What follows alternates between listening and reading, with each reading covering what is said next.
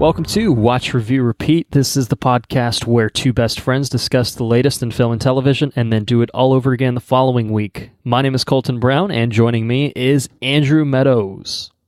Colton Brown! Hello there. How are you? Hey, I'm doing all right, man. Tonight we're going to be talking about a movie that I have been... I've said this movie's either going to be really shit or it's going to be really cool. Okay, well, I wonder if it's going to slide somewhere. I don't know. I mean, that seems like a pretty polarized type response to have to it. I felt polarized going into it. Yeah. And we're going to get into it. We are going to get into it. We're talking about tonight is Alita Battle Angel. Yes, indeed. It's finally here after many a delay.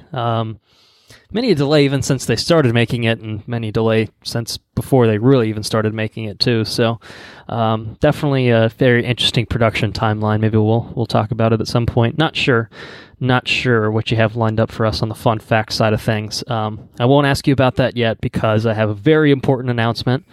Really, it's a collective announcement. We have a very important announcement.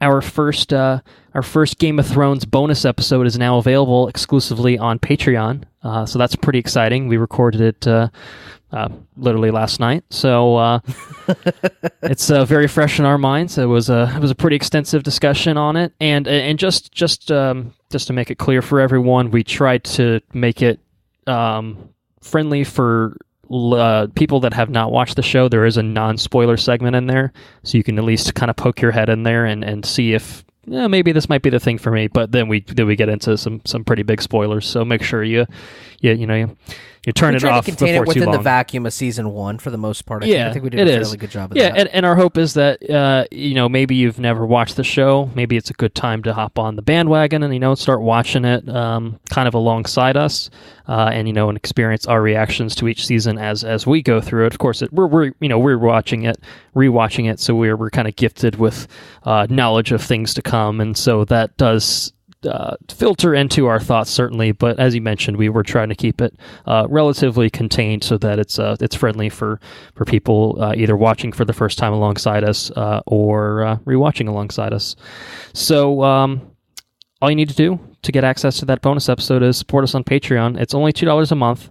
And the way to do that is just to head to our website, which is watchreviewrepeat.com, premium tab up in the top left, and then the Become a Patron button will redirect you to Patreon, and you will be well on your way to listening to that good stuff there. Got a little spiel for you.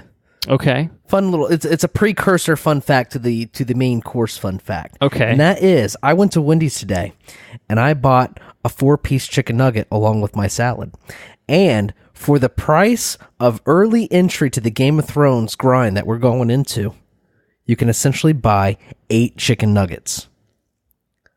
Think about that. Okay. You can get all sorts of glorious. So you're saying that the value proposition is very strong. That's exactly. what I'm taking for away the price from this. of 8 nuggets and some sauce. You can get early access to the Patreon coverage of Game of Thrones, and if you intend to grind through Game of Thrones, we have a pretty healthy schedule ahead of us in order to do that. So watch it with us. It's roughly about 2 weeks per season, with some variances kind of throughout. We're trying to be done with everything basically. Not actually before the premiere, but before the finale, the proper finale. We're hoping to have everything wrapped up by that point so that we can experience the finale alongside the masses. So that's kind of the plan on the Game of Thrones side of the house, which it's a pretty big size of pretty big side of the house these days because it's going to occupy our attention for the next few months at the very least. So.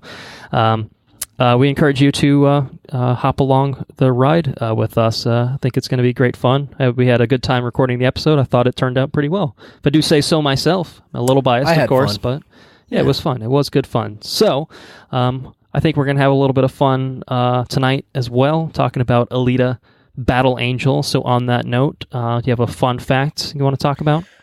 I do have a fun fact. Alita Battle Angel is based on a manga called Ganmu, which literally means gun dream. And this graphic novel, or not graphic novel, I guess this manga. Oh God, I'm gonna piss some people off. I don't think we have enough listeners that are going to care about that sort of thing. But sure, you corrected yourself. The original run was it started in December 15th of 1990, and it ran until April 1st, 1995. But it was presented to our beloved Guillermo del Toro. And he pitched it over to James Cameron in 2000, not June of 2000, but right around that period. And 20th Century Fox purchased the domain name battleangelalita.com around June of 2000. So that's kind of where it's kind of where everything began. So one could say that this movie has been in a very slow sort of production since June of 2000. I mean, there was a lot of hiccups. Cameron kept putting it off and putting it off and putting it off. Eventually, he handed Robert Rodriguez the project and trusted him to direct with him and John Lando to help produce it. And here we are in February of 19, and we finally get to see Alita Battle Angel on the big screen. So that's a fun fact. It's been 19 years in the making. Since Cameron's had his hands on the project, it's been 19 years in the making. Yeah, and he still was involved in this product here. He was still screenwriter on it, producer on it, so he was still very heavily involved. And without the production techniques that he developed for Avatar, we wouldn't have the movie as we have it today. Right? Yeah, it's definitely very visual effects centric, and Cameron's certainly a pioneer in that realm. So. Yeah, there is a really, really long and interesting production history on this. You've covered, I think, kind of the basics of it, so broad strokes, yeah. I don't feel the need to expound on that much further. But you can definitely, Wikipedia alone has many a paragraph about it if anyone's curious about that. But it's interesting to see it finally take shape, because sometimes stuff like this ends up as vaporware, and it never sees the light of day. But this one did, and we're going to talk about it after we talk about the news for this week. We got some good news this week, I think. You want to kick it off? I can kick it off, man. I'm going to kick it off on the highest of notes, something that I've been wanting to talk about, for the past week, I guess. We have Denis Villeneuve Dune cast updates. Cast updates for what will be the movie of whatever century or decade or whatever it is that's going to be classified. It's going to be a really fucking cool thing, I think, based on the cast. So, joining the already massive, ridiculous cast, we have Josh Brolin. None other than Thanos. And, yes. Sicario guy and Goonies and just a ridiculously awesome actor. We have my man, Jason Momoa. My man! As well. As of... I literally saw this news today. But as of today, as far as I know, David Dastmalchian. Dastmalchian? Oh, no. Dastmalchian? It's all wrong. It's all wrong.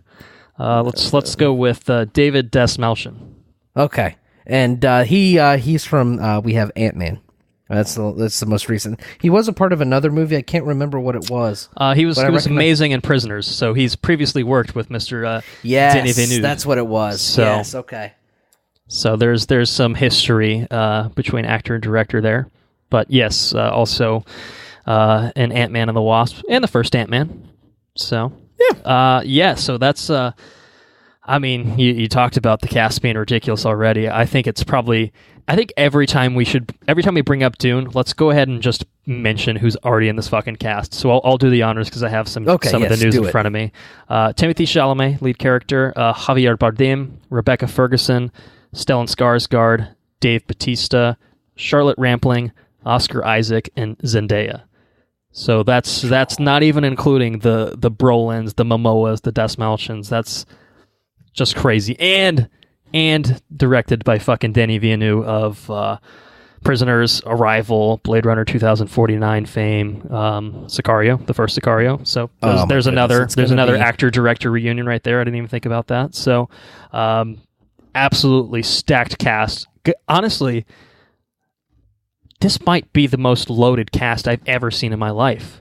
And it's for a pretty heavy sci-fi project. Yeah. I'm sure WB has thrown a pretty penny at making this movie. Certainly, if the cast is, unless these guys are working for pizza or whatever, they're seriously going to have to put a lot of money into this, and it's a little bit worrisome because I don't know how it'll play to an audience. But fuck it, man.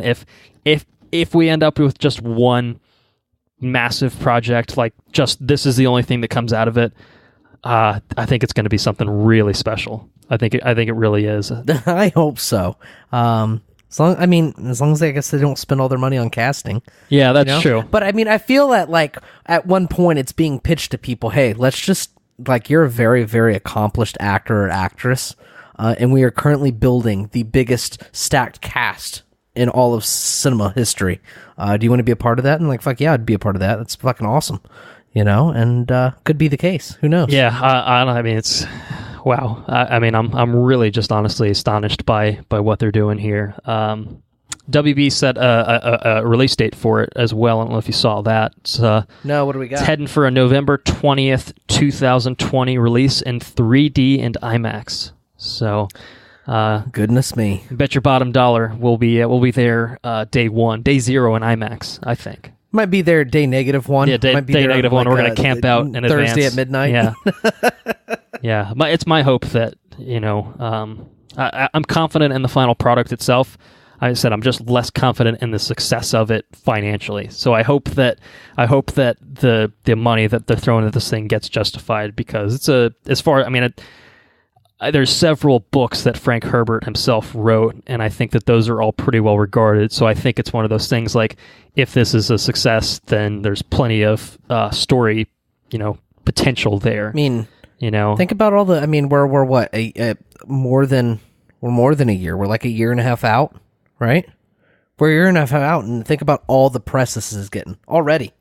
Well, when you assemble a cast like that, that's no joke. It's ground shaking. Speaking of assembling, this is better. It might be a better cast than even like fucking Avengers, which is like literally like 17 different franchises thrown into one. So it's obviously just by default a bunch of lead actors. But this is like, nah, man. Like, I don't know.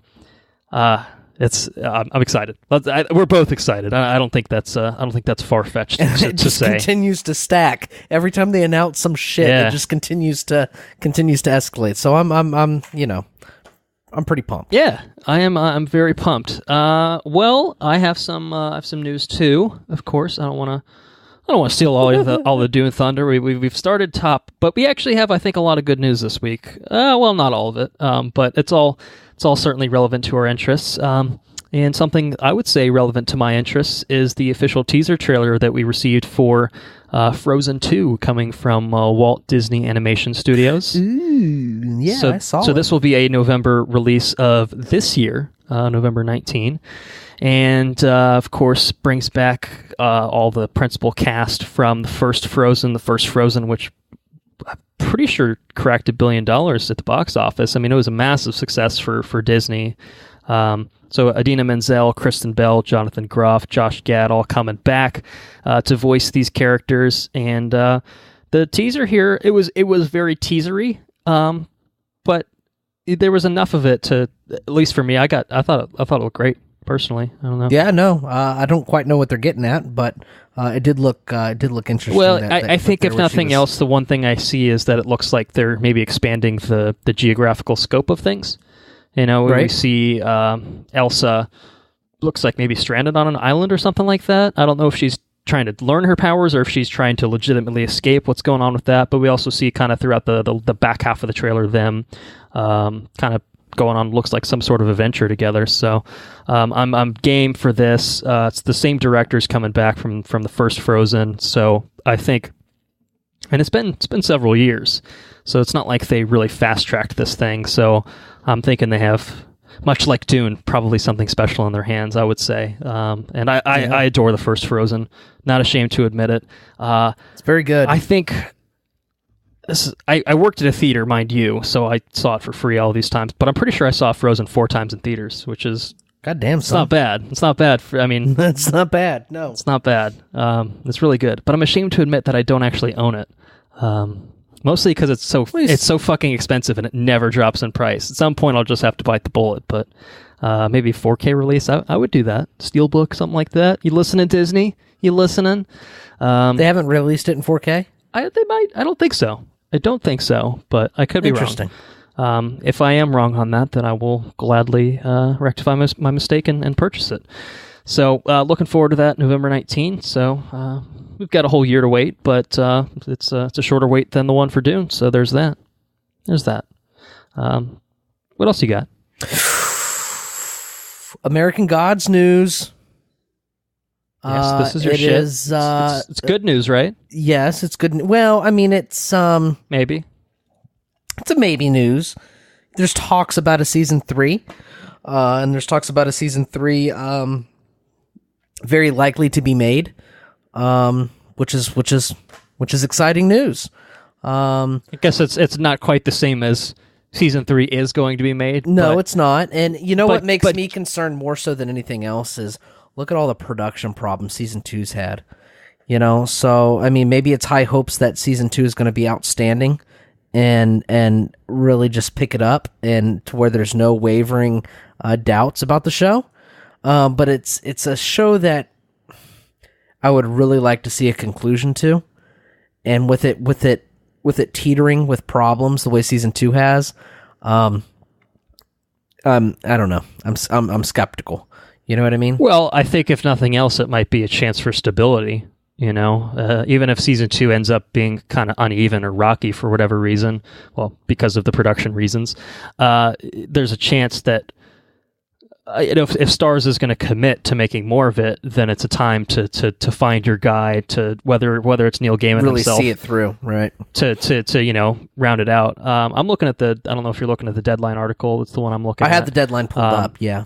Yeah, so they're saying they're envisioning it as a 5 or 6 season show, and they're still looking, I guess, for a showrunner for the potential season 3. But it talks about how Gaiman, I think, had a little bit more hands-on approach with season 2, and presumably that would continue moving forward.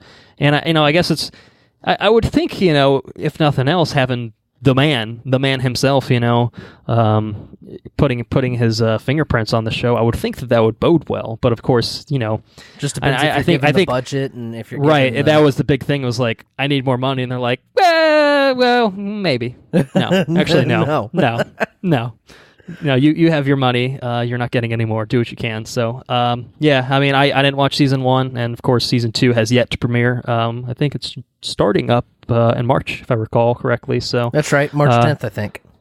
March 10th. So it's coming out pretty soon. So I'll let you take the honors of maybe watching season 2. I don't know if you're planning on watching it while it airs or waiting or whatever, but hopefully it turns out to be a solid product, and then, like I said, we can get that stability with season 3 moving forward, because I know it's a big ass book for sure. So I'm sure there's plenty of ground that they've yet to cover. Absolutely. So it would be nice to have something like that, seen through. Same thing with like Dune, man. It's just like, you finally get an opportunity to do something properly like this, like do it right, and we'll cancel it halfway through and cover half the book. Like that'd be disappointing. It's more like something like Game of Thrones is incredible. I mean, we talked about it in our pod, the podcast that came out earlier. But yeah, I mean, just projects like this, sometimes they waver, and sometimes they don't get completed, or sometimes they don't get made at all. So when things when you see one struggling to take off, or you see production problems or this and that, it really, I mean, as a fan, it's kind of scary, and it kind of sucks a little bit. But I can tell you, season 1 is incredible, and I think everybody should get on it and promote the show and give them a reason to continue making them. So do it. And what else is on Starz? Like this seems like it should be their premiere show. This should be their Game of Thrones. Isn't Outlander one of their shows? Is that a popular show? Is that even still going? I don't know if that's still going or not.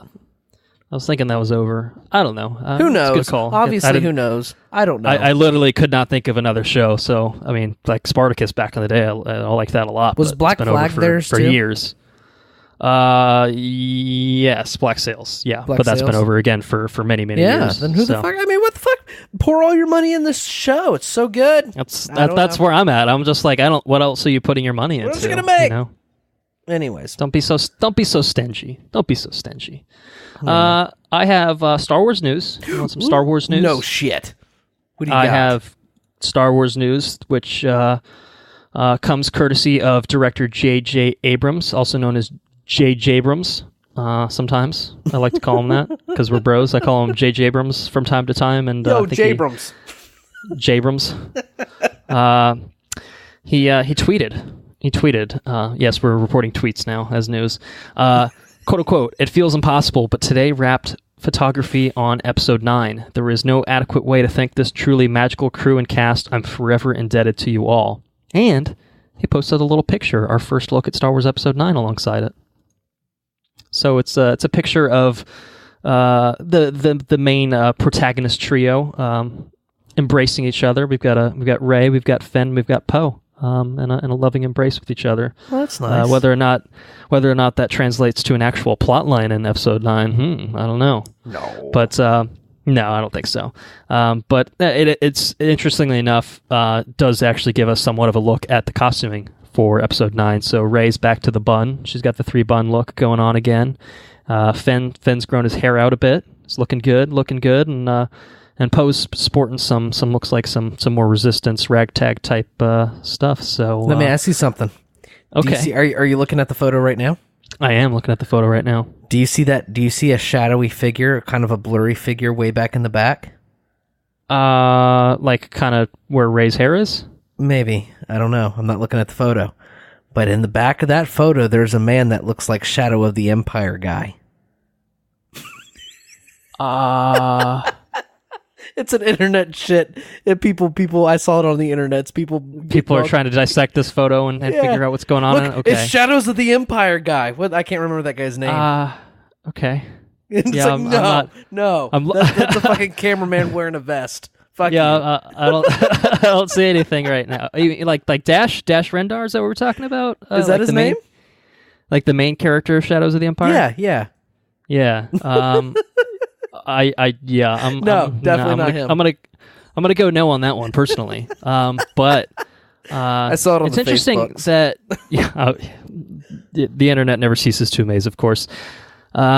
Still no title on episode 9. Presumably it will not be called Star Wars episode 9 and only called Star Wars episode 9. So celebrations around the corner in April. I would expect a teaser at least by then, and maybe they'll do the Avengers approach of just like not even giving us a title until the trailer itself. That'd actually be kind of dope. I'd respect that. I mean, I want to know the title sooner than that because I want all the Star Wars news to go into my veins directly. But like you think, cool. I don't know, man. It seems like stuff like that. You should. I mean, continuous ramp up. You know, it doesn't come out till December, so there's really no rush at this point. You know, you have Dune in the news. It seems like every fucking week we see a news update for Dune. Cast this, cast that, boom, boom, boom, boom, boom. I imagine that's probably going to die down once the actual cast is assembled. Well, I think it's different because Dune's based off of established source material. There's no secret about what's going to happen in Dune. So when you're talking about like this guy's playing this character, and I'm like, oh, it's that character from the books. Whereas Star Wars, it's kind of just like, you know, anytime there's new casting, I mean, we know who. You know, Daisy Ridley's going to play. We know who John Boyega is going to play. But who are and these other whatnot. people going to play, right? You know, when they throw some newcomers in there, you get Carrie Russell in the bunch, and you're like, who's she playing? I don't know. But if they kind of just like, right, she's playing, she's playing Rey's mother, and you're just like, oh, well, I probably would have preferred to have learned that in the movie or whatever, you know. I guess you're right. Yeah, no, you're totally right. I have some news for you. Okay. So we have a beloved anime that won an award. A self-titled award. Yes, the 2017 Your Name Award winner was Your Name. That's right. I think that's about right. Beloved anime called Your Name. One of the most successful animes ever. If not the most successful anime. I don't know. I can't remember. But either way, I digress. It is getting an American remake, a Western remake, if you will. And it is being directed by the beloved Director Marc Webb, who's responsible for such excellent films as The Amazing Spider-Man, The Amazing Spider-Man 2, and Gifted. I never saw Gifted, but I can certainly say that the other ones are quite shite. He did do it right. I mean, say. I was going for a little bit of a comedic punchline there, but he also did 500 Days of Summer. I got it. And 500 Days of Summer was actually pretty good. Well, you lumped Gifted in there as if you were writing it off as being bad, like the Amazing Spider-Man films, but I'm not sure if that's actually accurate or not. It had Captain America in it, so, you know. Yeah, it's certainly okay. But I don't know. I read that it's got polarized reviews. I haven't watched it myself, so maybe... I don't know. I haven't actually seen Amazing Spider-Man 2 in its entirety, but that looked like it was pretty shit from what little bit I watched. So bad. It is just so bad. But 500 Days of Summer is legit. It's pretty, granted, pretty excellent. That's probably 10 years old now, but I know Marc Webb started out good, and then Sony entrapped him with the Spider-Man franchise, and I don't know exactly who I should point my finger at for whatever the fuck happened there, but it was enough to Sony to go back and be like, make our movie for us, please, Marvel. So that's how bad those movies were. And that was his directorial debut, too, 500 Days of Summer. Yeah, so... I don't want a Western remake, personally. I think that's where I'm at with it, is like, I don't know how you realistically translate it, to a live-action setting, into a westernized setting and really make it work. It doesn't need it. It really doesn't. It's just... I 100%... I definitely agree. It does not need it. And it doesn't mean that you shouldn't do it necessarily. Like, even if it was it could be done. An Asian remake, would you want it? If it was a live action Japanese adaptation, yeah, probably not. I mean, the animated one, I don't know. You know, it's one of those things. It's not the first time someone's remade a beloved property or something like that. Well, we're going to cover one of them tonight, right? Western remake of a manga. Yeah, that's true. So, I mean, I think it's just it's a tall task. I think that's what I would say is they really have to get it right, and I think that there's a lot of potential for them to get it very wrong. So there's details on how they're reimagining it. I don't know if you saw this. So it's going to be it's a Native American woman living in a rural area and a young man from Chicago that kind of follows the same plot line, same plot beats. They discover they're swapping bodies and they're kind of connected in some way.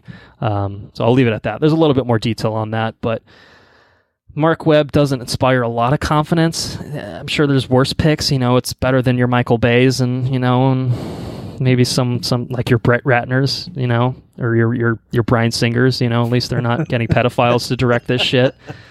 So yeah, I guess it's a plus. So some good whataboutism for you.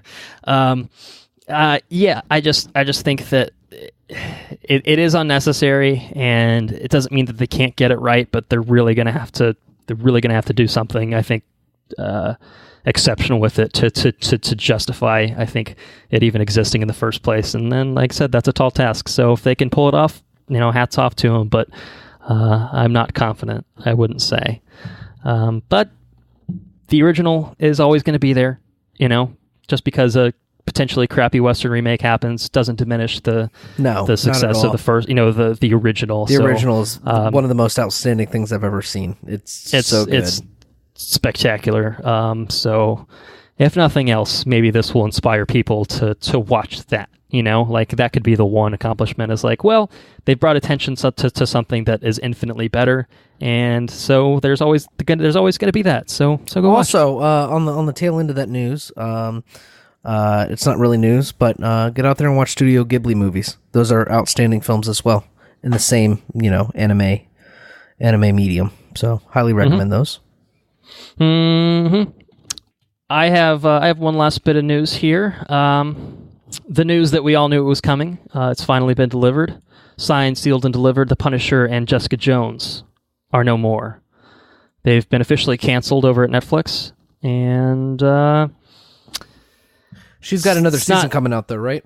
She does. Third season will still air later this year sometime, but we all knew this was coming. Once Daredevil was gone, it was just a matter of the dominoes falling. It was really as simple as that. And Netflix made no effort, I don't think, to really do anything with the Punisher when it just came out. So the writing's been on the wall for quite some time, and that is the conclusion and effect to the Marvel and Netflix team up. It was a good run. So it was a good run. Should have been longer. And interestingly enough, Jeff Lieb, president of Marvel Television, wrote an open letter to fans, posted it on Marvel.com. And it contains some interesting details, some potentially tantalizing details. I'm not sure. We'll have to see how it plays out. But, it was a large part of it was just, this was a really massive undertaking. We were thankful for everyone for watching it and, taking this journey with us, blah, blah, blah. Blah, blah, blah, blah, blah, and you get to the end, and he says, our network partner may have decided they no longer want to continue telling the tales of these great characters, ... But you know Marvel better than that.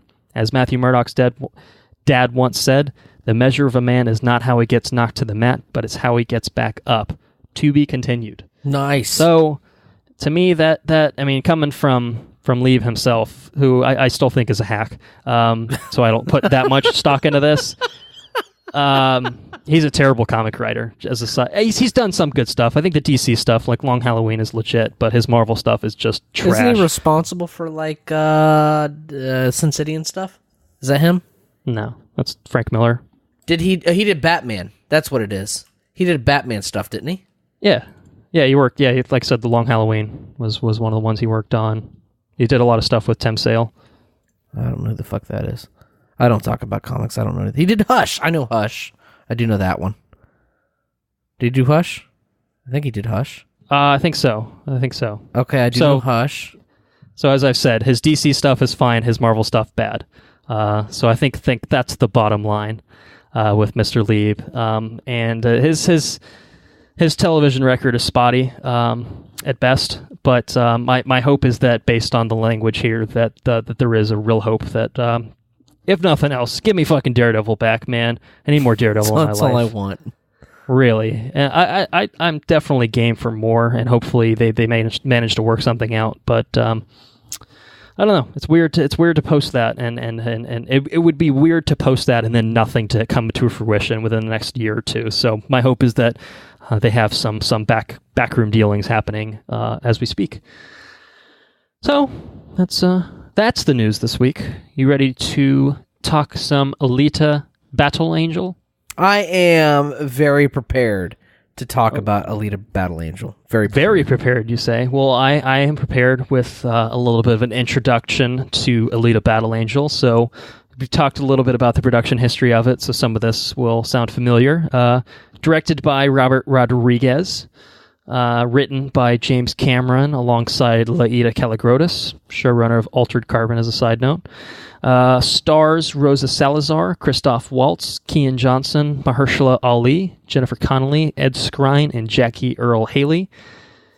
In this, Alita, a cyborg, sets out to learn about her past after she awakens in a new body with no memory of her past. It's too many usages of the word past there, I must say, in retrospect. But cribbed it from Wikipedia, so whoever wrote that is getting the real blame. Box office, I gotta say, box office-wise, this is doing far better than I anticipated. I thought this was going to be a mega bomb, and I'm not going to say that it's doing amazing, but I think relative to expectations, everyone has kind of just been like, wow, okay, that's actually doing quite well. So it opened on the 14th. I think it had a full day run on the 14th. So it actually had a 5-day kind of weekend through the holiday weekend with President's Day. And through its 5-day weekend, it's kind of weird thing to say 5-day weekend, but it debuted at number 1, and its domestic total through the 5 days is $42 million, which is significantly better, I think, than anyone expected it to. Really? Worldwide, it sits at, it was projected for well below that. It sits at $137 million worldwide, cut against, I think, a $170 million budget, with openings yet to come in Japan and China, which are expected to be some pretty major markets for it. So I think that the foreign gross alone is actually going to make this break even or come close to it. And so that's cool. It looked like they spent a lot of money on it, that's for sure. And it always just seemed like, oh boy, I hope whoever actually what was this, Fox that did this? I think it was Fox. I was hoping, I think the hope is that Fox is just going to be prepared to write off whatever losses they accumulate from this. But it's doing quite solid. It's doing. Do we know quite what the budget solid. was?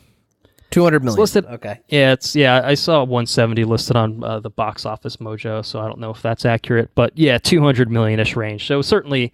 It'll make its money. They spent a lot of money on it. Well, marketing and stuff, you have to factor that in. It's probably going to need to make close to $400-500 million worldwide to cover to break even. Yeah, but it's been less than a week, so it might be leggy. It's gotten an A- cinema score, so I think the user reviews are coming in pretty positive.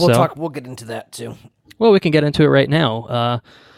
Let's do our own user reviews for Alita Battle Angel. I'll let you start. How'd you feel about it? I'd like to start off by Rosa Salazar. I have a naming thing. She's anime bae for sure. Total robot anime bae. I would like to get that out of the way. All right. Yes, for sure. Christoph the big Waltz. eyes, those doe eyes just draw you in. Is that what it is? Yeah. I mean, let's talk. I mean, the big thing about this movie, there's no doubt about it, is the art style, right? We talked about this since we saw the first trailer. What? Let's talk about CG, and art style. What was your impression of it? I loved it. I thought the design was fucking fantastic in this. Okay, we agree. Yeah, super stylish movie. I mean, that's probably the strongest aspect of the film, I would say. Without a doubt. And it was enough to sell me. I think we were, as I recall, I think you might have been a little bit more optimistic about the prospects. I guess you said it was going to be one or two things. I don't know that I felt so quite so polarized, but I remember the very, very first trailer came out and the eyes, it was just like, oh no, this is not good, dog. But I think they kind of refined the look a little bit more. I think they changed the size of her pupils or something like that, like very slight modifications to make it look less weird, I guess, overall. And so I felt like, at least in terms of Alita's design herself, I don't know if it was a case of just getting used to it from the trailers, but I thought it looked great in motion. I think what they did too was, I think they paid a lot of attention to the micro details of things, right? Like there was a lot of super, super close-up views on body parts and just the face and down to the twitches of like eyes and like facial lines and wrinkles and stuff. Like, it really is. It really is a beautiful movie. In 95% of the time, there were a couple times where it's like, wow, that looks like dog shit. Well, I feel like we'll probably agree. I think that the only times it really looks bad is sometimes when they're trying to composite human faces on obviously robot bodies. Yeah. It doesn't always look bad. It doesn't always look bad, but when it looks bad, there are times where it just like like the poster, for example. There's the one poster they put out of Ed Skrine's character in it, and it looks horrible in the poster, and it doesn't usually look that bad in the movie, but there are times where I think it's just a mix of probably just some bad compositing, but also just the design itself is just it's just too much. It's just too much, where it's like you almost, because I think Alita works so well is because she does look like a digitized character, but she looks realistic enough that you just buy into it. Whereas when you have someone that's literally just a human face with like just the square of their face cut out on a full robot body, it's off-putting. And I don't know if you caught this or not, but there's times where Alita will turn around. Somebody will think she's a normal person, right, from behind, and they'll turn around. They'll immediately recognize her as a cyborg. And maybe that's due to her facial structure. I mean, how do they know? Because there's people with fake arms and shit, and they're normal people. So it has to be like it's recognized within the lore. There's a very jarring kind of thing where, because all the other full cyborgs in this, well, they don't share visual characteristics like Alita, but they're very obviously cyborgs. Like, it's like, oh, that's just a human face on a CG robot body, and sometimes it doesn't look so good, But no, overall, I mean, stylistically, I thought the world itself was great. I thought the character design was really great. Alita herself, I thought, in the end, looked great. Outstanding, really. Maybe I just needed the year and a half, like I said, to warm up to the big eyes. But I thought the design aspect of it was just was great. The mocap work there was just phenomenal. Yes. And it really just super translated to a great performance overall. But I liked the world aspect of it as well. I felt like the design of the future. Everything, the whole idea. I don't remember the names of the places or anything like that. It's all anime manga sounding names and shit. So, but it feels like a live action realization of a manga world. Yeah, Iron City, and then Zalem, is that the world above? Yeah, the city is above. Yeah.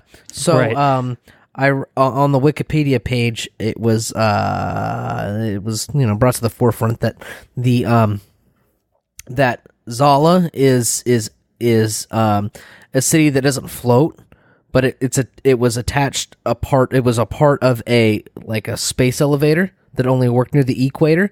So a lot of the architecture in the cities and everything, that's all like South American and like all the stuff there is Spanish and stuff. So at least that's what I read on fucking Wikipedia. I didn't pay attention to that shit. But anyways, so interesting thing. But yes, it seemed like I don't want to say that it was incredibly fleshed out, because some of the stuff just kind of like, you just kind of accepted, and I didn't really dwell on it a whole lot, but it was pretty well realized. And I think first and foremost, the strongest aspect of this movie is the attention to detail, I think, in the art, and it's really a testament to how far we've come in CG, because I mean, it looks when it looks really fucking good, it looks really fucking good. And that's the thing to think about is, what if this movie actually got made 19 years ago, Like, I don't... Yeah. There's no way you could have made this movie that long ago and pull it off the way that you can today. No. So I think that in some ways it was probably a blessing in disguise that it ended up getting delayed as long as it did, because they definitely needed time for technology to catch up with a proper realization of the manga. Because I haven't read it. I've only seen kind of stills that people have posted online.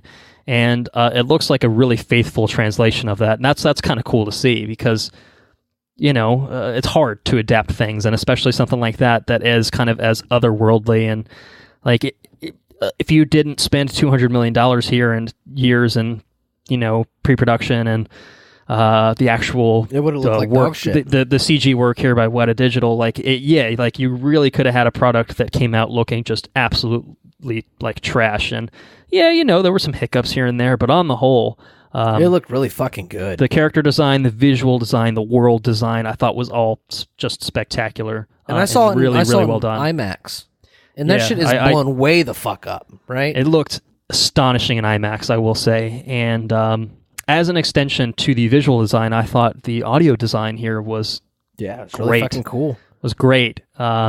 It was a loud fucking movie, I'll tell you that. Mm-hmm. But it was a gloriously loud movie. Like, the motorball sequences, I think, are kind of a particular standout of just the design itself just being really, really great.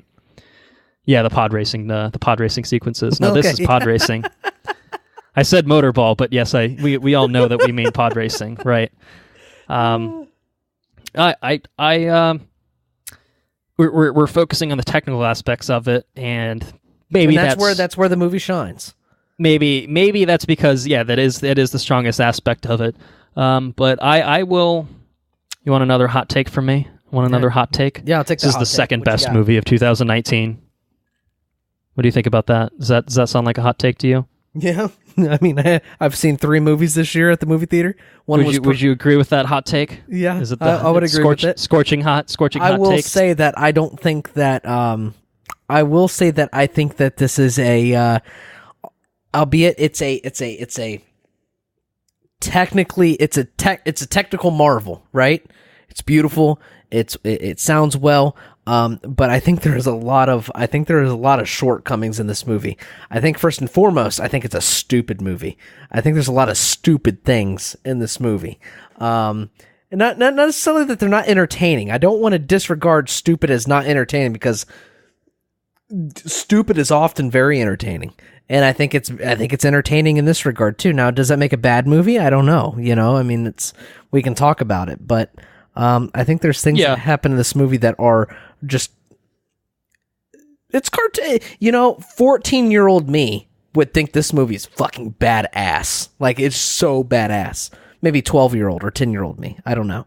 But I don't know. It would be violent for a very 10-year-old. I mean, would it be too violent for a 10-year-old? I don't know. This feels like it skirts the line of being rated R sometimes. Like, on violence alone. I guess chopping people. I mean, I don't want to get too spoiler. It's not that spoiler-y, but yeah, I mean, there's some serious blood spilled in this. Like, it is graphic at times. I mean, it's not like. It's not sexually graphic or anything like that. So I guess it is violent. Gets passed on that, but yeah, I mean, I feel like a younger version of myself would think this movie is ridiculously incredible. Well, I think probably the point there is you'd be more willing to overlook the narrative shortcomings of it, which I think there are some. We'll have to get into it in spoilers to get more specific. I think with kind of what your concerns are. I had some, and I had one big narrative arc that fell flat for me in a big way, but overall I really didn't. I mean, I thought it was it was kind of this big goofy anime manga world, and I kind of just reveled in it personally. Like, I guess I don't know if it's a quote unquote turn your brain off type thing, but once I kind of like saddled up, I was in for the ride big time with it, and I was definitely won over by the technicality of it, as we've discussed. But I found that the story itself was entertaining enough. I laughed my ass off this entire movie. I totally laughed this entire movie.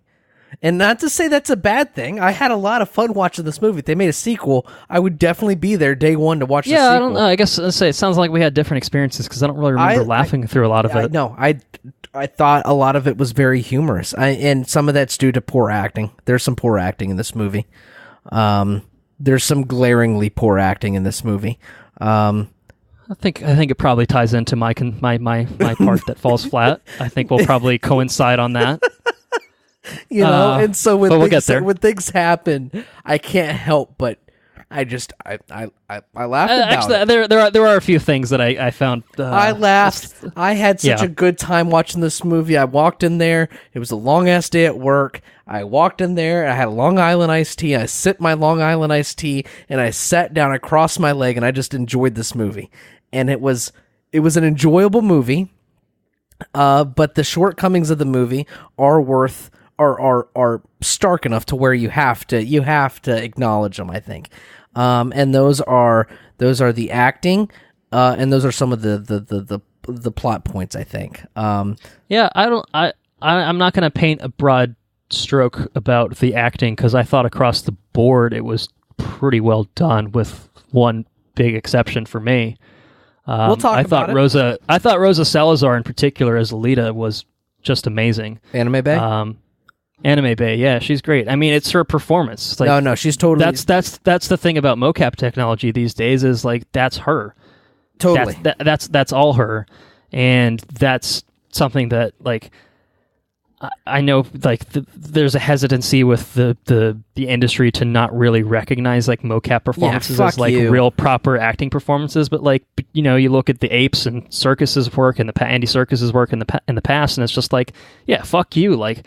This is legit. Like, this could be the future. Like, I mean, if fucking Jim Cameron, the man that makes the $2 billion movies multiple times, is doing this shit, he's doing it with the 19 Avatar sequels that he's making too. Like this is the way to go, man. Like, if you can have V for Vendetta be an incredible, if you can have Hugo Weaving be V for Vendetta and portray that actor with no face at all, who's to say you can't have a good actor with an animated face? You know what I mean?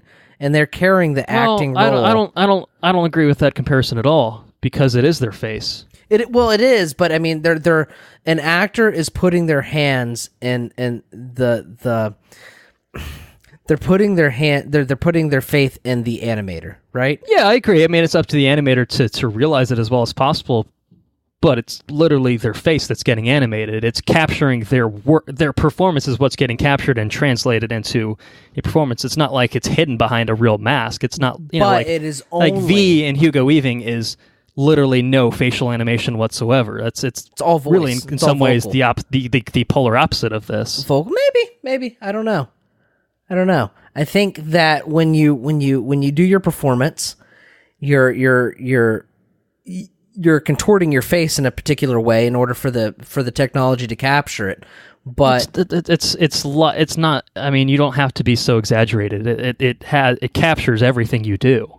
It's the same thing with Brolin and Thanos. Like the mocap technology as it stands today is you just act, and it gives you the opportunity to play these otherworldly characters without having to. It's different. Like if you wanted to do this with you couldn't really do this with prosthetics, but if you did, compare like Planet of the Apes to the old Planet of the Apes as an example, the old Planet of the Apes it would was have to be exaggerated. You would have to exaggerate through the prosthetics itself to make that to emote the way that you'd want to. Whereas if you just have the mocap technology, you just play yourself. You embody that character and you let the animators have the magic of transforming literally your exact performance into looking like an ape. So as long as those animators are competent. And which some they are. You've got one of the best effects houses in the business working on this in Weta. So, and they're spectacular. They're very good. She's outstanding. So, we got some stuff to talk about in spoilers. So let's go ahead and keep it going. We'll get into recommendation. Yeah, no, definitely. I recommend you see this in the biggest screen possible. I think it's a lot of fun. I think it's worth seeing. I think it's a technical marvel. I recommend the hell out of it, although I think it might be one of those movies where you kind of check your brain at the door. That's my asterisk. My biggest concern is I'm not sure if everyone's going to be game for this type of world. Like, I think you can still take a step back and be like, oh, it's really technically well realized. But I think that if you're not, I think maybe that speaks to the narrative shortcomings in a way, is if you're not going to be game for kind of a really kind of out there manga inspired universe, then it might not be for you. Like, I could see it being kind of a bridge too far. Cause it is, I mean, it really does feel like a manga brought to life. Like, it's cartoony. And so it is cartoony, but it's cartoony by design. You know what I mean? No, and sure. Like it sounds like we were kind of on the same page where we were definitely game for something like that. And I think we knew to expect that. I mean, the trailers are a pretty good indicator of the tone and feel of the movie for sure.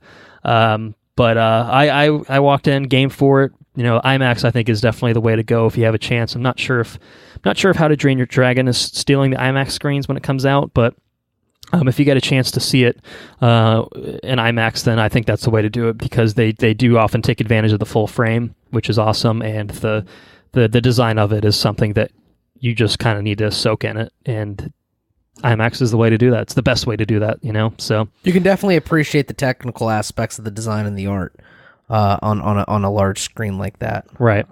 So I'd say definitely a theater recommendation for me. So let's slide over into spoilers for this. So full spoilers for Alita: Battle Angel.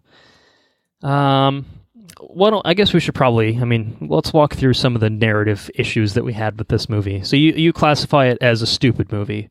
And I have one major fault with this, and that's the romantic angle. I think is it's bad. It's poor. It's one of the things. I think it's the only thing in this movie for me that is actively bad. It's bad. And the guy, Kean Johnson, I don't remember what his character's name is, but he feels like he's in the wrong movie. Like that was my impression of it. Like it was I love you, Alita. It was a Disney movie transplant kind of thing for me, where it was just like this guy showed up on the wrong set, and no one thought to pull him off and be like, "Hey, Bucko, actually the original, the Disney Channel lot's that way, dude." So that's my biggest issue in a nutshell, and unfortunately that gets a lot of play. And I just to say my piece on it, I think I didn't mind it so much in the beginning because Alita is this very naive character, and as soon as she gets attention from a boy, she kind of gravitates towards that, and I didn't mind them together, like the whole concept of it. But by the end, the whole motherfucker tried to run up the fucking thing, and he got chopped in half. I couldn't help but laugh my ass. He got obliterated by the fucking blades, and then he's holding on, Alita, I'm slipping, and then he fucking falls. I couldn't help. I'm laughing about it now, just thinking about it. And he fucking fell all the way down. Alita's crushed. She's crushed. I couldn't help but laugh about it because he's such a fucking horrendous character. He's so stupid. He's stupid. I just felt like they made the whole resolution of that way too melodramatic and in a way that was not convincing. Maybe it's an anime thing though. It's definitely an anime thing. Yeah, and it was actually I was surprised. So they basically double killed him. Interestingly enough, I don't think I've ever seen that before. I actually kind of enjoyed that aspect of it. Of just like, wow. I was like, well, why'd you even bother saving him in the first place? We hate him so much we kill him twice. I don't, and that's totally okay. That's why it's kind of humorous in a way. Yeah, it was too much with them. Like I didn't even mind like the whole sequence with Alita like literally taking her heart out. Like my heart is yours. Like because they kind of put my blood in your head. Yeah. It just there wasn't. I don't mean to cut you off. I'm gonna cut you off. When she snuck out and you found out that they chopped off his head and piped it into her through her blood pumps, did you kind of giggle to yourself a little bit? I mean, I was kind of invested in this world, so I was just kind of like, all right, he's going to be cyborg now. I thought it was kind of cornball in the sense of like, oh, they're going to be cyborg lovers, for all time, and then they said till they double killed him, and I was just like, all right, well, I mean, I didn't see that coming, so that was something, but I didn't. Yeah, I mean, as with many things, I think it was kind of. It was goofy, but I think that could have worked. I mean, it still would have been like kind of goofy anyway, but I think it could have worked if I felt invested in that relationship. Like to me, it felt like Alita had puppy love, and I got that as someone that was like she's basically a teenage girl or whatever, experiencing the world kind of anew, and like I said, the first time anyone gives real attention to her that's not Christoph Waltz, who's effectively her dad in this, she kind of latches onto that, and I was like, I got that. Like the scene where she literally was like, here, I'm giving you my heart. I was just kind of like, crazy. You're waiting outside my fucking window, hanging out outside my window. Right. It was the overly attached girlfriend kind of meme brought to life, and I was like, I enjoyed it from that because it felt like they even take a step back and was like, that was really intense, wasn't it? And I'm like, yeah, and like that's because she's such a naive character, and I didn't mind it from that aspect of it. Like they kind of, they lampshaded it immediately, and I felt that helped kind of, because if they tried to play that scene straight, it would have just been like. But see, it's kind of like the there jarring were some thing, aspects though. of them playing it It felt straight. like it was supposed to be like a thing, but then like you said, they lampshaded it, and I was like, oh, whiplash. Well, I couldn't help but laugh about it.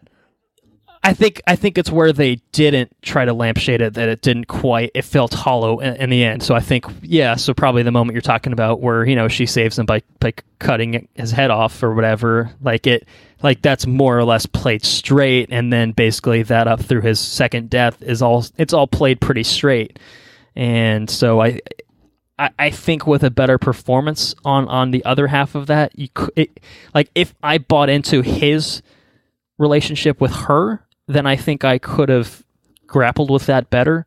But because he was in a different movie, I never quite bought into it. Like I just like if I read that as a serious like relationship between both parties, I could see it working while being kind of this elevated type thing of just like, well, it's a fucking anime type thing or whatever. But because it felt so one-sided, like he's just a shitbag and has been a shitbag.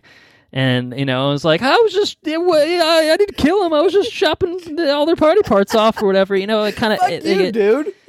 Fuck you. Yeah, like there wasn't a moment that character felt sympathetic to me. Because I love you.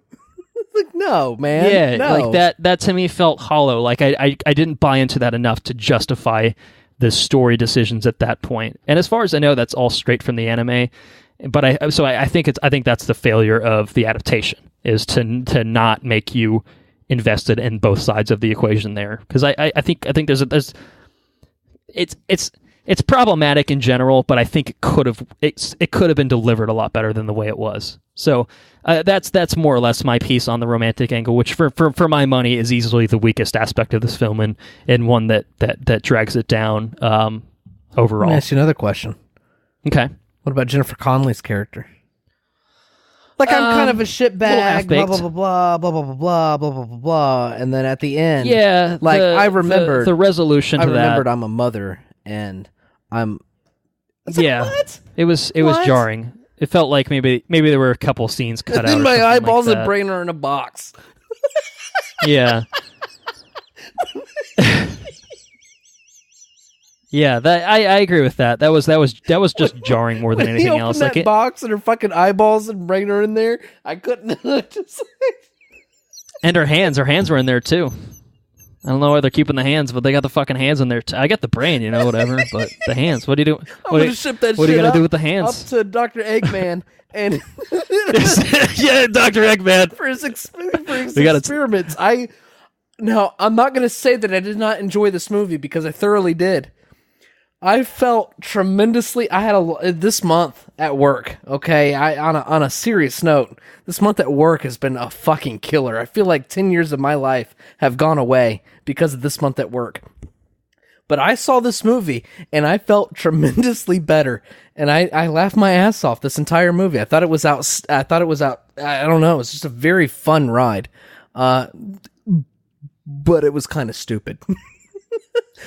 And yeah, so I got another one. Go ahead. I'm sorry. Oh no! You got something on your mind. I got something on my mind. So Christoph Waltz. Christoph Waltz is the well-mannered scientist who finds Alita and brings her body back and restores her to life. And he sneaks out one night and comes back with a bloody arm. He's like, "Oh fuck! Is he the guy that's probably killing all these people?" I don't think so. He's such a nice guy. So she follows him out one night. Come to find out, he's got a fucking war hammer. Dude, that was the most anime fucking thing I've ever seen, and I loved it. Because I was legitimately happy to see Christoph Waltz being a fuking badass in this. Wasn't that legit? Oh, it was so legit. It was. That was legit. Cool. Yeah, it's fucking cool. And I think it's actually what really surprised me. I was like, oh, he's a surefire candidate to get killed 2/3 of the way in this movie. And they didn't go that direction. Yeah, he was pretty much a boss through and through. I mean, he was trying to be a good dad and whatnot, and had a tragic backstory. But I really liked his character. Like, I felt like this is the best Christoph Waltz character we've had in some time. I really enjoyed him.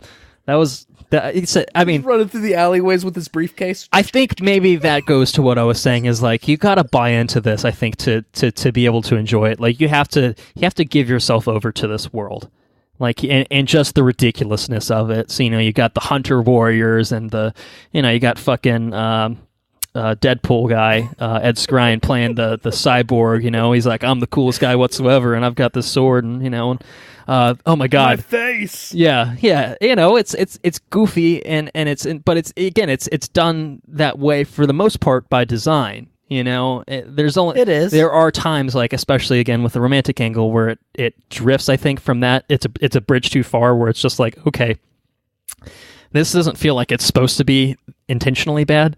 Now it's just drifting into bad territory.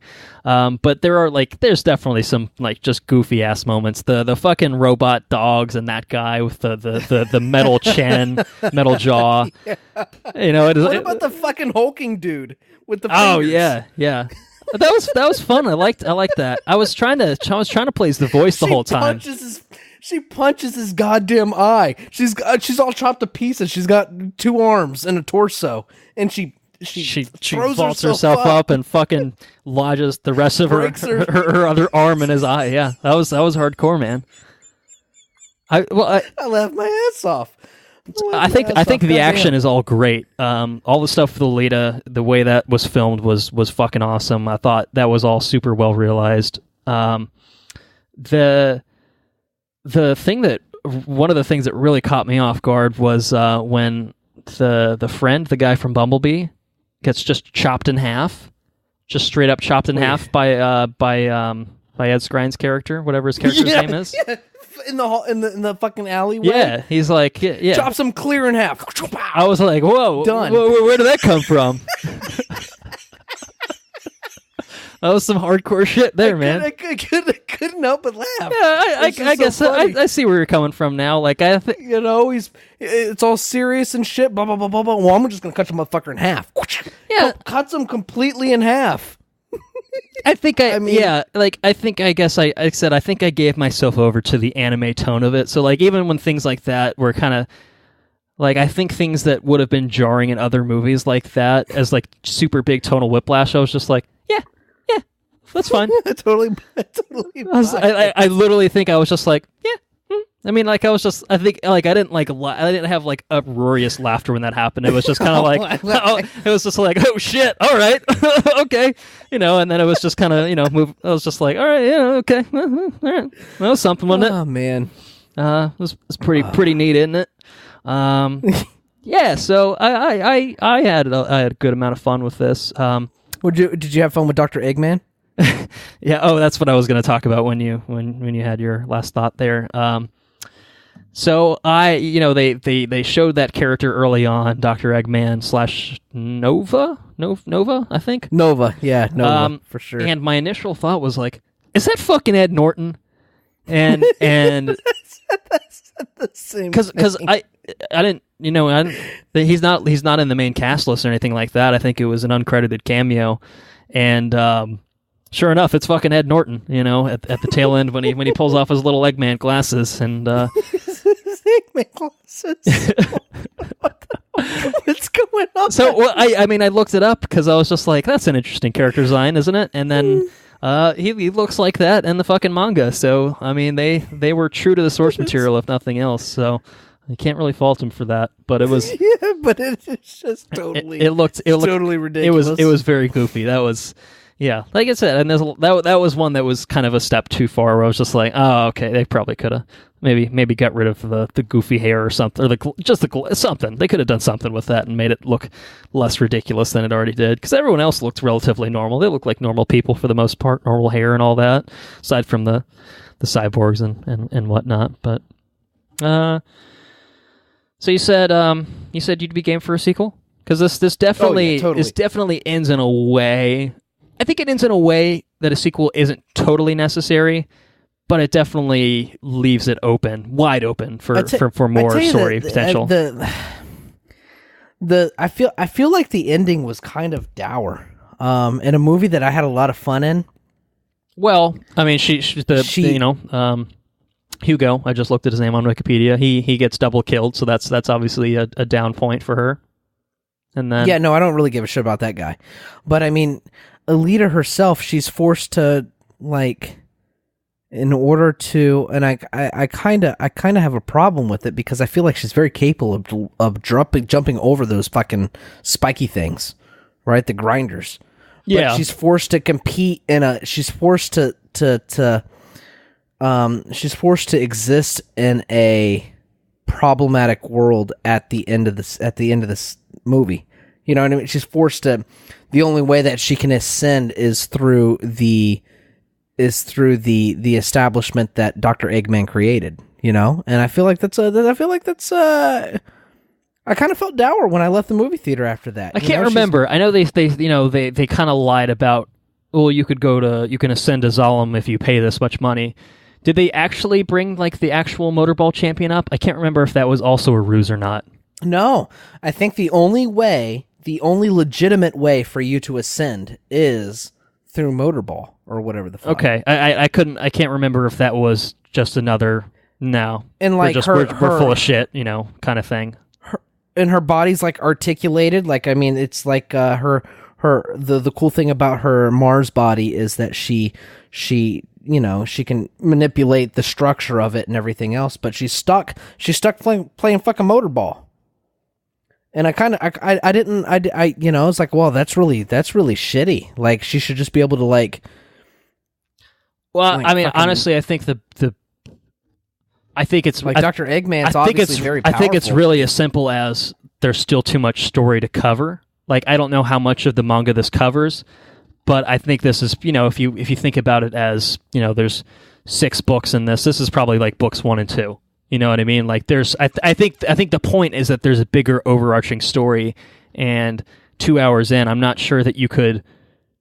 I mean, I guess you could end it with her going to Zalem, but then I don't know. Like, I think it's just trying to end in a way where it's just like, hey, you know, and you know, the fight will continue, and you know, I didn't read it as like she's stuck down there type thing. I thought it was more just like you know, she eventually, like, she, you know, she draws her sword and, you know, raises it as like, you know, I'm gonna get you, motherfucker. Like, I thought that was kind of a cool moment of just like she's still seeking her comeuppance. Like, I don't know. I didn't read the ending the same way as you, apparently. Here's another question. Like, she's got this heart made of like a micro antimatter reactor, right? Mm-hmm. Tell me, motherfuckers who make like in this world, the guy that can like, the doctor that can put this ridiculously complex body together and put Alita back together, he can't make a fucking airplane to go up there and fly on top of that world? Like, why can't you make a fucking airplane? You can't make an airplane to go up there? I'm sure there are some sort of defense mechanisms that they would have in place. Maybe. It seems like it just. I mean, they didn't address it, logical. so I'm just speculating. But yeah, I mean, I'm sure there's probably like, a way to address that concern. I don't know. I just kind of, you know, I mean, I'm probably looking too much in the anime thing, but it just doesn't seem like those people came from Mars. Like, her body came from Mars. Why would you not just drop on top of the city? I don't know. Right? Why would you drop all the way up here and try to climb up the fucking tubes? Yeah, I don't know. You don't climb up the tube. There's not enough. I don't think there's enough story there to. Like, there's not enough story there. That's right. probably something that is addressed in a manga, but really wasn't a focus here. I hope so. But I would imagine if you're trying to defend your city, they've probably got fucking guns mounted on the edges or some shit. You know what I mean? Like, they probably have more defense mechanisms than just tubes. That, you know, and like the blades that slide down tubes. Like, I would imagine. What about the inside of the fucking tubes?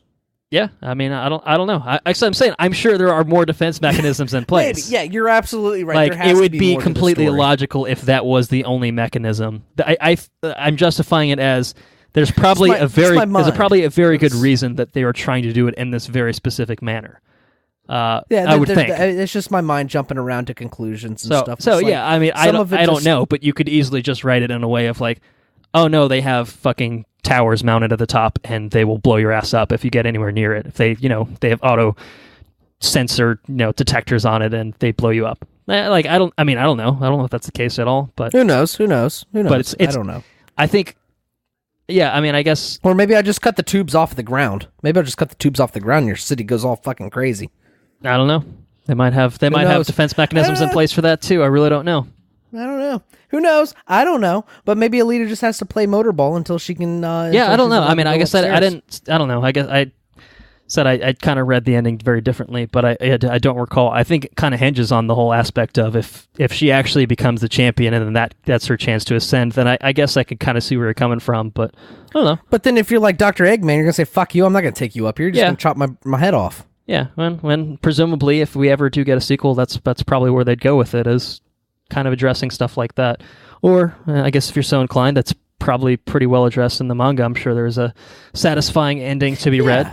Like, I think that maybe I'll just read the manga. I think that as is the case with pretty much anything that's adapted from a source material, there's probably a lot more detail in the source material that probably covers things that get glossed over in an adaptation because there's only so much you can really do and not bog you down in exposition and stuff like that. And certainly for a movie like this that really isn't all that concerned with being, the most intricately plotted, narratively exceptionally narratively crafted movie. This is a movie that's very style over substance, and it wears that on its sleeve. And I don't think that's necessarily a bad thing, but it does perhaps invite some shortcomings where it's just kind of like, well, why don't they just do that? I don't know, because they didn't try it.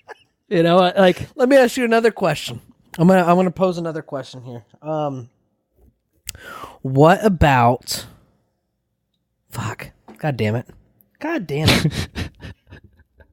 Oh, I wanted to get your thoughts on this. I thought about this since I watched the movie.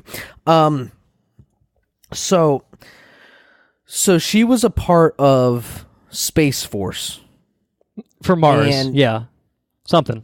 I don't know exactly what's going on there because I'm not sure how Mars are they Martians? I pictured an expanse kind of or situation. is it a colonization of Mars? Yeah, that's what I pictured. So I actually tried to read on this a little bit to just try to gain my thoughts on it, because obviously the Martians are far more complex than the people on Earth. Well, yeah, right? Their technology that's several hundred years old is like a mystery to the guy that can fucking craft cyborgs and shit. So yeah. Right. So my question is and this may be answered in the mangas, I don't know. But one of the things that my mind jumped to whenever we find out that she's in fact a Martian is, do all Martians implant brains inside cybernetic bodies in order to live on Mars? Like, are they, or is all of Mars cybernetic people with human minds, or is Alita part of a special task force that puts minds inside cybernetic bodies? Does that make sense? Yeah, I mean, the way they talk about her, it seems like she's an elite force, but it doesn't. I guess in a way, both could be true, where out of necessity you have to do that to survive on Mars potentially, and then she's just part of this elite task force, you know. So I don't know. I mean, there's lip service paid to the whole Mars backstory, but there's not nearly enough there to glean any meaningful understanding of how that culture worked out of this movie. And that's where maybe I kind of want to get a part of this. Maybe I want to become more of the Alita fanboys, because I've been very captivated by the movie. Maybe the manga, and I've never read a manga. But if there's an anime available or something like that, maybe I'd be game to get more on board with the lore, because it seems interesting. Yeah, I would say, I mean, I think I would imagine, I'm just speculating here, but I imagine that there is so much more detail given to this in the manga that probably fills in a lot of the backstory, fills in a lot of the lore. And I would imagine, I don't know if it's structured in a similar way in the manga, where her backstory is kind of spooled out as the main story plays out. So again, to me, if you're looking at this as books 1 and 2 of 6, 3 through 6 probably really flesh out okay, we've got a taste of what so Mars has this credible technology that's now been lost. What the fuck happened there? We kind of have there's glimpses that we see in the movie, but I would imagine that in a sequel type setting, for a movie too, they would probably fill in the gaps, because there's definitely a lot of gaps there. There's enough there. You kind of can be okay, I get it. I get why she's considered different, why she's considered special, why she looks different. Why the body that she gets is considered this, oh shit, you're a fucking battle angel or whatever. I see enough for me to buy into the movie, but there's definitely gaps that I think, Dr. presumably something the same villain for 300 years. Right, that's it just the movie itself just feels like an introduction to this world, and it's not. I guess as is the case with something like Game of Thrones as the most recent example, it's if you tried to cram all 8 seasons presumably into the first season, it might be kind of unsatisfying. That's true, because that's a lot of ground to cover, and especially when you're trying to build this kind of fictional, fantastical grungy cyberpunk-ish world, like, you know, there's just that's a lot of groundwork to really cover. And I think this one does a good job of giving you kind of a surface level understanding of everything, but there's definitely a lot that could be explored. We don't know. Like, why aren't they traveling in the tubes? I don't know. Why can't they just fly up there? I don't have a good answer for you. Like, cut the tubes off the Earth. I don't know. Like, I imagine, you know, if you ask the writer of the manga, or, you know, Jim Cameron's probably an expert on this now, you know, you'd probably ask him, like, why don't they just do that, Jim? And Jim would tell you something. Jim would give you a good answer. And I'm not Jim. I don't have that answer for you. I'm postulating here. I'm just telling you where my brain jumped to every time there was a major problem. I get it. And I'm just kind of like, I mean, there's so much thought already given to this world that there's probably an explanation, just one that I can pull something out of my ass, and I don't know if that's true or not, but I'm sure there's something. You know, I'm sure there's something that you could look to get the answers that you seek. So, like make a fucking airplane. Like make an airplane, yeah. I mean, well, because wasn't it a gunship that the Martians had? When the Martians got gunned down, they did. Right. You know, when she goes on her quest to retrieve the suit, which it was very video gamey. It was like a video game quest, which I kind of enjoyed. It was just kind of like, yeah, you know. It's like, I wonder how long she can hold her breath. Well, probably for fucking ever. She's fucking cyborg. Yeah. I was like, I don't know. I mean, does she need oxygen? Like, she has a artificial heart. I assume she doesn't have artificial lungs or anything. The blood was blue, but it was also red, almost like fucking normal people. So maybe she does need oxygen. Seems like poor design, personly, but yeah, I guess maybe for the brain function, it needs the oxygen to actually properly work. For the sake of saving poor human people that are in love, their shit requires oxygen. Yeah, it's worth it for that alone. Even though they get double killed 5 minutes later. And Jennifer Connelly gets her brains put in a box, and her eyeballs, and her hands. Yeah, that Jennifer Connelly resolution. It wasn't a bad endpoint. But it was very much like she just sees like her doing something like brave, and she's like, I have a big change of heart. I'm like, okay, all right, well, good for you. You know, it didn't feel earned in any way whatsoever. But we didn't talk about Mahershala Ali. He was pretty cool in this. He's cool. better. He's better in other things, but he's fun. He's having a good time. Everyone's having a good time here, except for even the Disney Channel guy's having a good time. His good time is not our definition of a good time. Let's put it that way. He's just in love. Yeah. He's just in love. He was just in love. God damn, he's like, I'm going to ignore you, Alita. I'm going to run up this tube. And I'm going to jump over these giant razor blades. He just gets... He didn't jump over the razor blades. He just gets instantly... He just gets fucking chopped up. Unapologetically, too. Like, they just did it all in slow-mo. It's completely chopped. Bomb. Did you this is my last thing. We're jumping around. We already talked about sequel shit, but did you like the pod racing? Did you enjoy the motorball at all? I actually wish pod racing was as exciting as motorball. I did enjoy motorball. Yeah, motorball is much better than pod racing. Yeah. I mean, it is kind of, I see it as the narrative equivalent, so it's the same fucking thing. Same exact fucking thing. But it is definitely... It also helps when you're following Anime Bay and not little shithead Annie. So, I'm a pilot, you know. And fucking Dopot Slimo. The big bad guy is a guy with like chain fingers versus Sebulba who walks on his hands. Like fucking Sebulba. Who gives a shit about Sebulba? Anyways, whatever. Sebulba.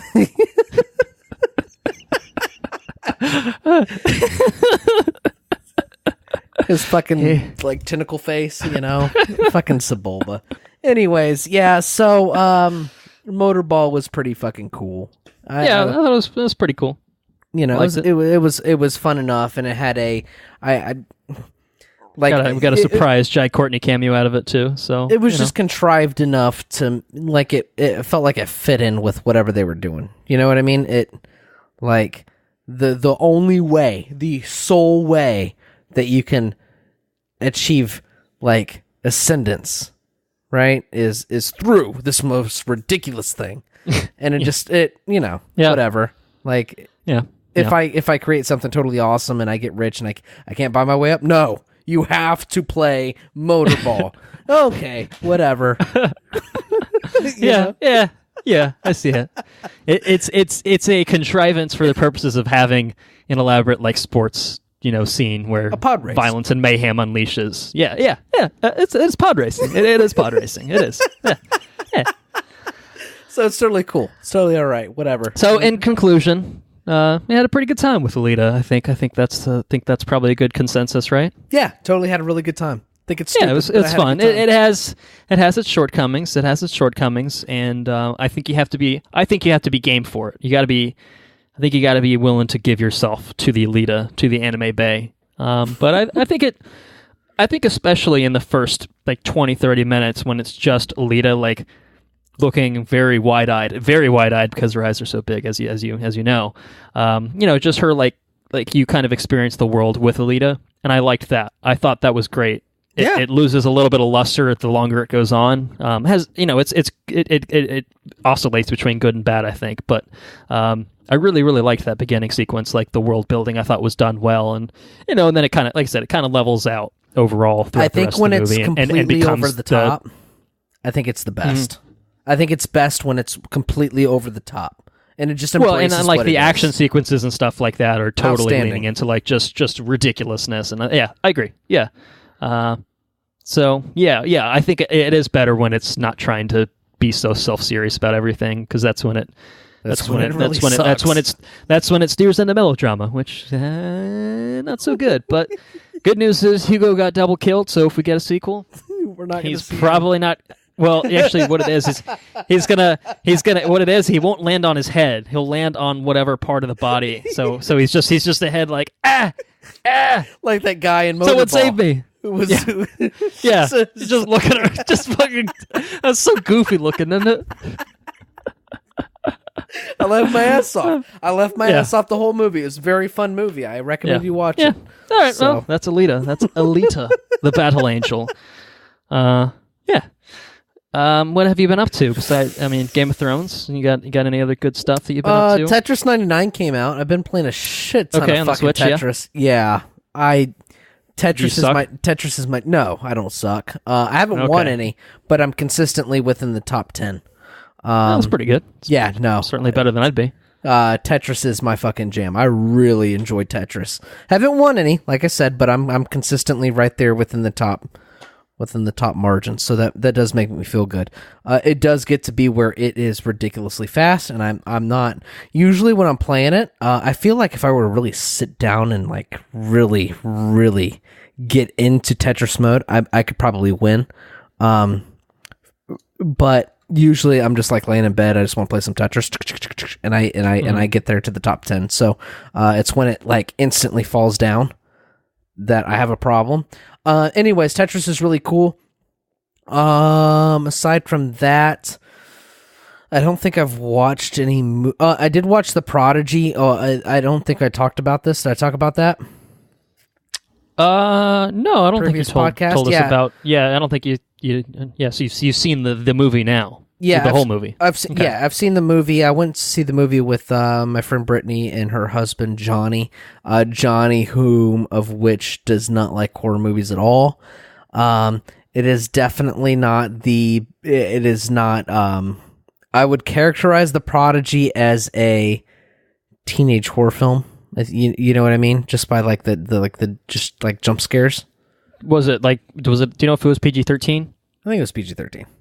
Yeah. Okay. Usually, that's not always a bad sign, but usually it's a bad the sign. Yeah. And it did have a couple of. I did jump a couple times. I'm a pretty jumpy guy. But overall, it was a pretty shit movie. I would say it was definitely pretty shit. It was definitely it's definitely pretty stupid. It's not on my list. Yeah, it was. I don't recommend you watch it. Maybe not in theaters. Definitely not in theaters, I should say, but maybe not at all. And what else did I see? I think that's pretty much it.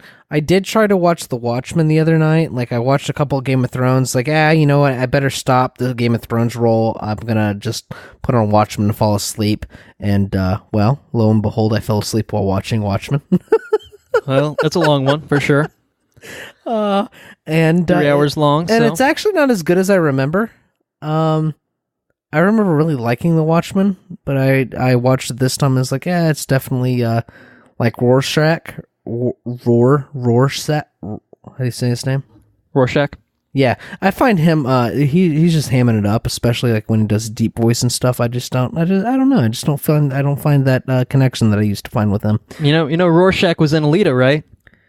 Was he? Yeah, he was the big guy, the big hulking cyborg. Was he really? Yeah, it's Jackie Earle Haley. I was trying to place him for most of the movie, and halfway through, I was just like, "That's a very Rorschach-sounding voice," and so I picked him out. Yeah, totally didn't place that. Anyways, yeah, so that movie's just okay. Dr. Manhattan's pretty cool though, and that's well, I don't know. I would say as an aside, if you're looking for a Watchmen fix, the graphic novel is the way to go.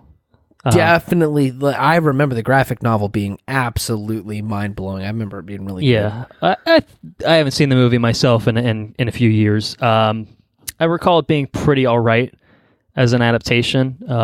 Changes made were, I think, questionable at best. Yeah. Like if you're already at like a 3-hour fucking movie. Like why make the changes you're making? Why not just make it authentic? You know, why not make like a page for page rip? Well, which is I think I don't want to get too hung up on this, but it's directed by Zack Snyder, who, as we now know, fucking Zack, Jesus Christ, yeah, I forgot about that. Who, as we now know, with Batman v Superman, it's clear that the man's sensibilities are not to be trusted, and so I think that when he steers away from the source material, when Zack Snyder is injecting himself over Alan Moore, you have to question things. And yeah, it's like, what the... And I think that's probably the root issues of the Watchmen adaptation is when it's like the book, it's quite well done. It's when it steers into Snyder sensibilities that things are Snyderisms, if you will. There's some serious Snyderisms. An approach to the characters, the ending in particular, is a massive Snyderism. And so I think that's where the fault of the movie lies for me. But I think, Watchmen is we're getting the HBO show, which isn't even a proper adaptation of the novel because, it's one of those things. It's like, yeah, I mean, that's a tall task too, to adapt that graphic novel and pull it off convincingly. For sure. I think actually Snyder did a pretty good job overall with what he... With how well that could translate to a movie. I think that he did a pretty admirable job, but the changes he made I can easily point to as being like, I don't think this was for the better. I don't think so. He made it like the desaturation things. I mean, that was like almost like the color palette was almost like from the print, which is pretty interesting. But anyways, like I said, I watched that after I watched a couple of things and I fell asleep.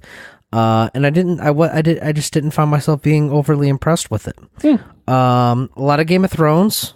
Yes. A lot of Game of Thrones. Yes. And I think that's it. Oh, just Good Omens. I've been listening to Good Omens, which I continue to talk about, which I've thoroughly enjoyed so far. And I'm very excited about the Amazon series coming through. Neil Gaiman is definitely, I can say without I mean, my sense of like favorite authors is pretty limited, but I could definitely say Neil Gaiman. I definitely enjoy his writing style, and I find it easy to connect with the characters that he writes about, and I really enjoy Neil Gaiman. So that's all I got. What do you got? Well, I went back and finished up Conan Without Borders on Netflix. Okay. So totally there's awesome. 2 episodes I had to watch. It was the Haiti episode and the Italy episode. Both were great. We were talking about this very briefly, you and I, yesterday, that the Italy episode was with Jordan Schlansky, producer Jordan Schlansky, who has various duties and various tasks that he performs on this show. And I was in stitches watching that Italy episode. Man, it was just incredible. So do they hop in the little car in it? Yeah, car? Yeah, it's so fucking good. And it breaks down, and the whole thing was phenomenal. My face hurt from laughing watching it. It was astonishing. So it's on Netflix.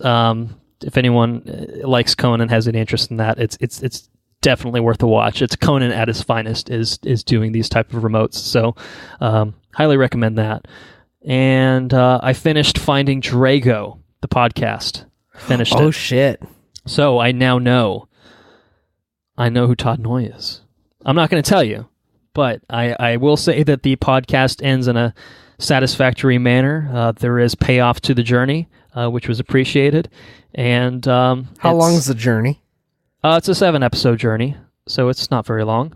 7 hours? No, probably like 5 hours or so. Okay. Because most of them are under an hour. I think all of them actually are under an hour. Some are closer to 30, 40 minutes. So very digestible. Yeah, and it's hilarious. Again, anyone that didn't listen to our last episode, it's Australian comedians Alexi Toliopoulos and Cameron Mitchell, and it's their quest to find Todd Noy, the mysterious author behind the unauthorized fan fiction sequel to Rocky IV, Drago on Mountains We Stand, which chronicles Drago's ascent back to prominence after his disgrace in Soviet Russia at the hands of one Rocky Balboa. Sounds completely over the top. Oh, it is. Oh, it's so over the top. That's why it's so fun. And come to find out, there is another book that was published by the Noy estate called Swarmer, and it's another good one. It's a semi-autobiographical tale of Todd Noy and his. He gets into a bar fight in Mexico, and I guess a lot of it is just talking about the pain that he went through and the recovery process through that, and how it informed. And it's about him writing his 8,000-page book, The Alabaster Wars. 8,000 pages, The Alabaster Wars, which unfortunately has never been unearthed. So it's amazing, great fun. Very, very, very digestible podcast. Absolutely. 7 episodes. It's a riff on the serial investigative journalism type thing. So if anyone enjoys that, wants to see that applied to a fucking fan fiction book about Ivan Drago, yeah, come on. You owe it to yourself to listen to it. So, highly recommend it. Other than that, a little bit of Red Dead, a little bit of Game of Thrones, and that's pretty much it for me. School. Yeah. It's hard. There's not much school. School and Game of Thrones are the bulk of my time these days, which isn't a bad thing, but it doesn't leave much time for anything else, unfortunately. But c'est la vie. So that's all for this episode. Thank you all for listening. If you enjoyed what you heard, please spread the word. Patreon, as we mentioned at the top of the episode, our Game of Thrones Season 1 episode is now available as a timed exclusive for supporters on Patreon. You don't want to miss that, because Game of Thrones is really good. I don't want to bury the lead or anything like that, but, it's really good. And, it's a good time to jump on this little journey with us and rewatch the series or watch the series for the first time. I think you owe it to yourself to watch this show. And I think the unfortunate nature of the beast is that when the final season starts airing, is social media is going to be a shit show. And it's kind of like, I feel like if you have any semblance of an interest in the show, like, now is the time. Like, you need to get started as soon as possible and start getting going on it, because I feel like it's the type of ending to a show I think you're going to want to watch, with fresh eyes. You don't want to have some jackass spoiling, blah blah blah happened on Game of Thrones last night for you. Like, I think you gotta experience it in its purest form. Get yourself ahead of the game, man. For sure. So this is a good time to do it. It's a good excuse to do it. Of course, obviously, we have some financial incentives at stake, but very little financial incentives at stake. So Patreon, it's $2 a month. HBO paychecks. Well, and that would be helpful too, but certainly more helpful than any contributions we're getting on the Patreon side of things. It's $2 a month. You get access to the bonus episodes. You're going to have all the bonus episodes from Game of Thrones on there as we release them, and then you get early access to all of our regular episodes. And it's really just to help us cover costs. So it's not meant to be taxing in any way to our listeners. It's more just hey, if you enjoyed what you heard, then help us out a little bit. So that's one way you can do it. So we encourage you to get on that. Season 2 episode will be up early March, so that's kind of the timeline we're looking at. I mean, early March, like single digits in March is kind of the plan right now. So we'll see how that goes. I think Andrew's watched perhaps a little bit more than I have, but I'm going to catch up. I'll catch up. Don't you worry about it. Our website is watchreviewrepeat.com. And if you head to that website, that very, very nicely designed website, click the premium tab in the top left and then click the Become a Patron button. That's going to be the easiest way to sign up for Patreon and help us out, get access to the Game of Thrones episode. If you want to follow us on Twitter, at WRRPod is our handle. You can like us on Facebook, Watch Review Repeat. Questions, comments, suggestions, send those over to watchreviewrepeat@gmail.com. We always want them. Always. Yeah, we always welcome anything you guys want to send, except for dick pics. Definitely none of those. And Oscars are coming up, so if you have Oscar predictions, send them our way. We'll almost certainly be talking about it on our next episode. And I'm going to be fucking livid if Bohemian Rhapsody wins Best Picture. I'll tell you that much right now. So knock on wood. We'll hope that doesn't happen. But it could. That'll be a fun topic. So I'm throwing out suggestions. We're desperate for people to email us, but no, we're not thirsty or anything. It would be fun to engage with people on a more regular basis. So we encourage it. We absolutely encourage it. Intro and Outro track is Mechanolith by Kevin MacLeod, licensed under the Creative Commons by Attribution 3.0 license. Our next episode will not only cover some Oscar winners, it's going to cover How to Train Your Dragon: The Hidden World, the conclusion to the How to Train Your Dragon trilogy. Really looking forward to it. The early reviews on it are phenomenal. I think it's like 96-97% on Rotten Tomatoes right now. I think it released in like Australia and a few other territories almost a month ago. So there's a little bit of traction there. So that's a handful of reviews certainly coming in. So might be the best movie of 2018 or 2019. Could be up there. You never know. I mean, my best movie of 2018 was an animated movie, so it's not out of the realm of possibility. So. Yeah. And my current best movie of 2019 is also an animated movie. So, hey. I don't know. I mean, it's a very limited pool for 2019, of course. But, looking forward to that. My anticipation is that I will rewatch the first two. And if Andrew gets a chance to do that as well, then we'll try to structure it in a way that we can talk about the whole trilogy in general. I'll be doing it. Okay. All right. Well, there you go. You're already here first. We'll be talking the whole How to Train Your Dragon trilogy, but we'll be focusing on the new one more specifically. Kind of what we did with Glass and that whole M. Night Shyamalan trilogy. So until then, you guys have a wonderful week. Go listen to Finding Drago. It's great. Or Good Omens if you have the audiobook, something like that. And we'll catch you next time. Take care now. Bye-bye then. Laters on the Menshi.